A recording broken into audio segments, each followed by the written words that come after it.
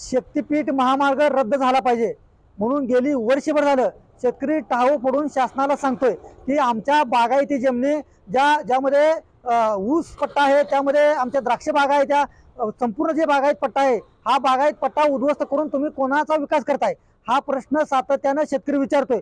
तरी सुद्धा शासन शेतकऱ्यांच्या ह्या दुःखाकडे बघायला तयार नाही, शेतकऱ्यांच्या डोळ्यातील अश्रू बघायला तयार नाही। शासनाला आमची विनंती आहे की शासनानं ज्या 7 मार्चला जे काय शासनाने अधिसूचना जाहीर केली होती त्या अधिसूचनामध्ये शासनाने आम्हाला 21 दिवसामध्ये शेतकऱ्यांचं जे काय म्हणणं आहे ते आपल्या आक्षेप असेल, आपल्या हरकती असेल तर त्या लिखित स्वरूपात मांडाव्या।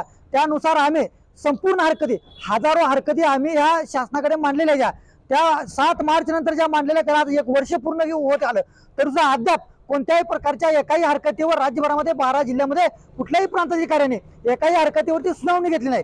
आमची शासनाला विनंती आहे की तातडीनं शासनानं सुनावणी घ्यावी त्या, म्हणजे शेतकऱ्यांचं खरं म्हणणं काय हे शासनाला कळेल आणि शेतकरी जे सांगतो टाळू पडून की हा शक्तीपीठ महामार्ग रद्द करा, तर शासनानं सांगितलेला शक्तीपीठ महामार्ग आम्ही कुठेही ह्यामध्ये कोणाचा विरोध नाही, हे जे काही शासन सातत्यानं सांगत आहे ते शासनाला खऱ्या अर्थानं सुनावणी घेतल्यानंतर कळेल। म्हणून आम्ही गेली 2-3 वेळा प्रांताधिकाऱ्यांना आम्ही निवेदन देऊन सांगितलेलं आहे की तुम्ही सुनावणी घ्या, त्यांनी अद्यापपर्यंत त्यांच्या प्रतिनिधी सुनावणी घेतली नाही। म्हणून आज आम्ही सगळे आमचे बाधित शेतकरी सांगली जिल्ह्यातील इथं आम्ही आज प्रांताधिकारी मिरज येथे उपस्थित होऊन आज त्यांना निवेदन दिलेलं आहे आणि त्यांना आम्ही सांगितलेलं आहे की तातडीनं या 7-8 दिवसामध्ये आपण या भूसंपादना संदर्भातल्या जे काय आपण हरकती घेतलेल्या आहेत त्या हरकतीवरती आपण सुनावणी घ्यावी।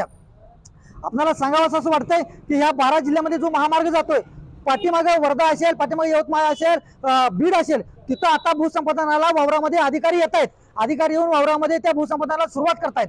आमची त्यांना विनंती आहे की तुम्ही तशा पद्धतीचं सांगली जिल्ह्यामध्ये करण्याचं अजिबात स्वप्न सुद्धा पाहू नये। वावरामध्ये याल तर आम्ही आपल्या सर्वांना माहिती आहे की 23 मार्चला शहीद भगतसिंग राजगुरू सुखदेव यांच्या शहीदीने आम्ही वावरामध्ये छत्रपतींचा भगवा झेंडा राहून दांडकी हातामध्ये घेऊन आम्ही वावरामध्ये उभेच आहोत।